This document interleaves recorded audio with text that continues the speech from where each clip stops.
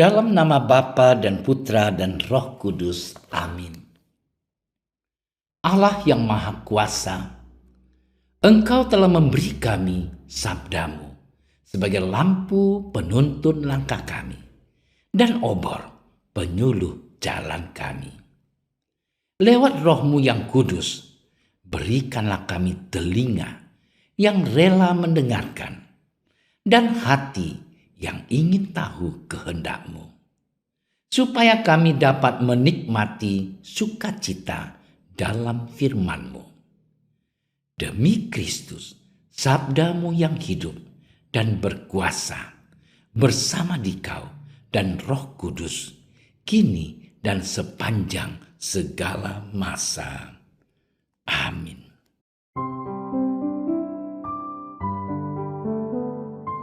Yohanes memanggil 2 orang muridnya dan menyuruh mereka bertanya kepada Yesus, "Engkaukah yang akan datang itu?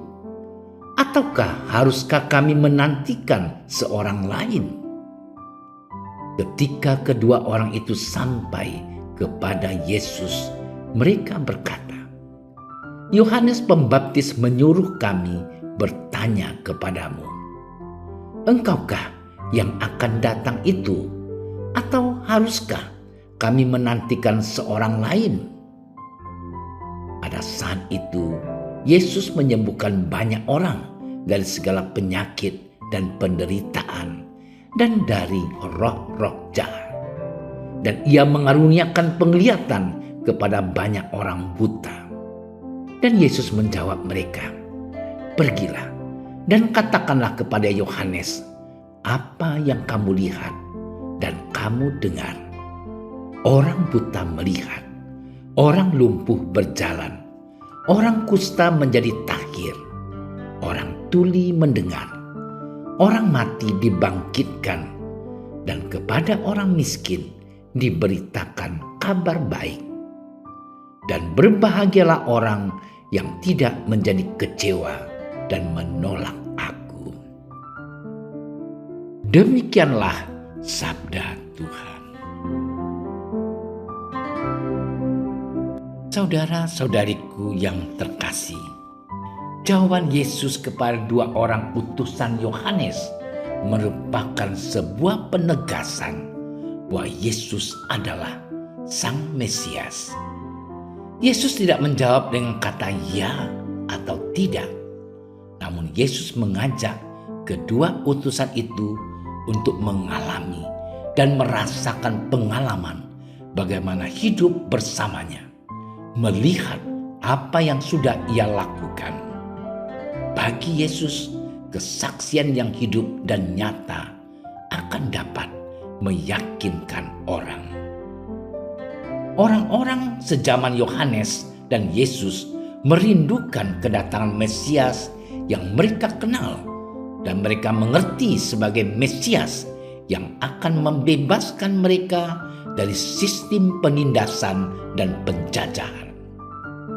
Namun Yohanes sudah mengajak murid-muridnya untuk mengubah pandangan tersebut dengan mengajak mereka membangun sikap pertobatan yang mendalam. Saudara-saudariku yang dicintai Tuhan, maka dapat dimengerti jika Yesus menjawab kedua utusan Yohanes agar mereka memberitahukan kepada Yohanes apa yang sudah terjadi di sekitar Yesus. Para murid Yohanes sudah mempunyai pengertian tentang Mesias yang sejalan dengan apa yang menjadi perutusan Yesus. Bukan pembebasan secara politik, namun pembebasan bagi mereka yang menderita dan kabar baik bagi mereka yang tertindas. Dengan kata lain, orang-orang tertindas dan kecil tidak diperhatikan dalam masyarakat yang mempunyai pengharapan akan keselamatan kekal yang datang dari Tuhan. Saudara-saudariku yang terkasih, memaknai sabda Tuhan hari ini yang kiranya perlu kita persiapkan dalam menyambut kedatangan Tuhan yang semakin dekat ini adalah keberanian untuk datang kepada Yesus, melihat dan mendengarkan kabar sukacita dari Yesus secara pribadi, bukan mendengar dari orang lain. Pengalaman pribadi itulah yang pada akhirnya bisa kita bagikan kepada orang lain. Saudara-saudariku yang dikasihi Tuhan, mengalami kasih Yesus secara pribadi menjadi sumber kegembiraan yang pantas kita bagikan kepada orang-orang di sekitar kita. Pengalaman pribadi yang mendalam akan Yesus membuahkan sukacita yang mendalam dan akan bertahan lama. Sukacita itulah yang hendaknya kita bagikan. Hendaknya kita sungguh mengenal identitas Yesus Sang Mesias, agar iman kita tidak goyah, melainkan kokoh dalam kesetiaan karena memiliki kepastian iman. Saudara-saudariku yang terkasih, hari ini gereja memperingati Santo Yohanes dari Salib, seorang doktor gereja dan pengajar tentang doa. Dalam kumpulan puisi dan tulisannya yang dikenal dengan sebutan Kidung Rohani, Santo Yohanes ingin semua murid Yesus mencapai proses pemurnian jiwa, yaitu proses bertahap yang penuh sukacita untuk mencapai persatuan yang mesra dengannya. Hendaklah kita merasakan kasih Yesus, dan Yesus sungguh memiliki kita sepenuhnya. Semoga kita dapat menyiapkan diri untuk menyambut kedatangan Yesus yang semakin dekat dengan hidup sebaik-baiknya. Selamat bermenung. Tuhan memberkati kita. Tuhan Yesus, ajarilah kami untuk belajar mengenal-Mu lebih dekat secara pribadi. Sebab Engkau sungguh Mesias yang menyelamatkan dan dinantikan banyak orang. Jangan sampai kami terpisah daripada-Mu. Bantulah kami untuk membuang segala hal yang mengotori jiwa kami dan menjauhkan kami dari kasih-Mu. Doa ini kami haturkan kepadamu, Tuhan dan penyelamat sejati yang berkuasa kini dan sepanjang segala masa. Amin. Kami berdiri di hadapan-Mu, ya Roh Kudus, pada saat kami berkumpul di dalam nama-Mu. Bersama-Mu sendiri yang membimbing kami, membuat diri-Mu nyaman berdiam di hati kami. Ajarilah kami jalan yang harus kami tempuh dan bagaimana kami harus mengikuti jalan itu.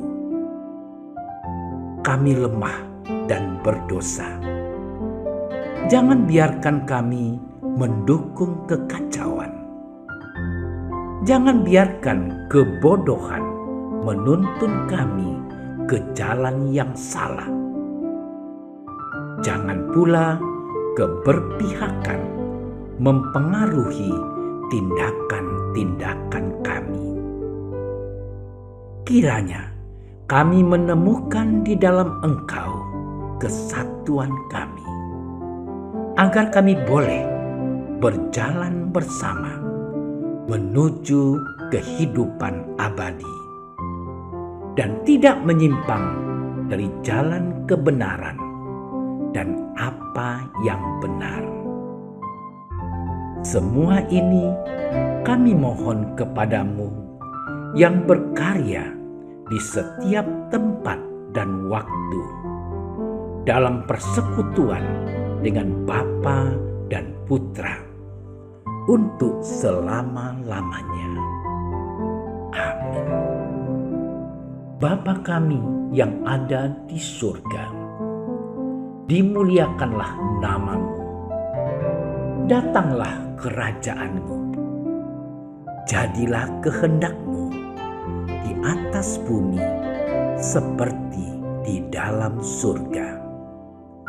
Berilah kami rezeki pada hari ini, dan ampunilah kesalahan kami, seperti kami pun mengampuni yang bersalah kepada kami.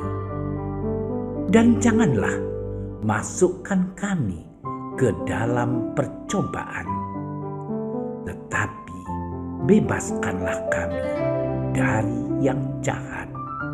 Amin. Salam Maria, penuh rahmat, Tuhan sertamu. Terpujilah engkau di antara wanita, dan terpujilah buah tubuhmu Yesus. Santa Maria, Bunda Allah, doakanlah kami yang berdosa ini, sekarang dan waktu kami mati.